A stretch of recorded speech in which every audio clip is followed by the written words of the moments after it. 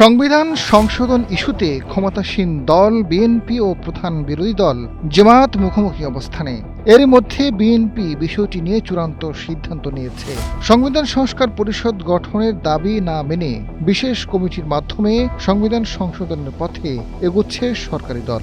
বিদ্যমান সাংবিধানিক কাঠামোর মধ্যেই প্রয়োজনীয় সংশোধন আনতে চায় তারা। গত 13 জুলাই স্বরাষ্ট্রমন্ত্রী সালাউদ্দিন আহমেদকে সভাপতিত্ব করে 12 সদস্যের বিশেষ কমিটি অনুমোদন দেওয়া হয়েছে। তবে বিরোধী দলের সদস্যরা এই কমিটির প্রস্তাব প্রত্যাখ্যান করে সংসদ থেকে ওয়াকআউট করেন। তাদের অনুপস্থিতিতেই কমিটি গঠনের প্রস্তাবটি পাস হয়েছে। সরকারের পক্ষে এমন অনড় অবস্থানের কারণে প্রশ্ন উঠছে, একতরফা আলোচনা করে এই উদ্যোগ কতটা কার্যকর করা সম্ভব? ভবিষ্যতে এটি কি প্রশ্নবিদ্ধ হবে? পরিস্থিতিকে নানাভাবে বিশ্লেষণ করছেন রাজনীতিবিদ ও বিশ্লেষকরা।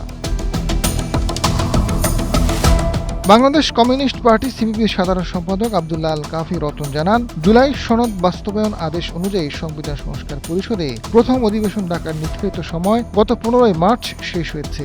এ মুহূর্তে সংবিধান সভা করার কোনো সুযোগ নেই। বিএনপি চাইলে সংসদের ভেতরে ও বাইরে অংশীজনদের সঙ্গে আলোচনা করেও গণভোটের মাধ্যমে তা বাস্তবায়নের দিকে যেতে পারে। সংবিধান সংশোধন নিয়ে সরকারের চূড়ান্ত সিদ্ধান্তের বিপরীতে নিজেদের দাবি বাস্তবায়নের আগে অবস্থান থেকে একচুলও নড়তে নারাজ প্রধান বিরোধী দল জামায়াত ইসলামী। ইতিমধ্যে তারা 11 দলীয় ঐক্যের ব্যানারে সারা দেশে নানা কর্মসূচি পালন করছেন। দলের কেন্দ্রীয় নির্বাহী পরিষদ সদস্য ও ঢাকা 12 আসনের সংসদ সদস্য সাইফুল আলম খান জানান, সরকার গণরায়কে উপেক্ষা করেছে, এখনও সময় আছে, তারা আন্তরিক হলে সংবিধান সংস্কারের উদ্যোগ নিতে পারে। তবে সরকার না করলে জামায়াত সহ 11 দল জনগণের দাবি বাস্তবায়নে সক্রিয় থাকবে।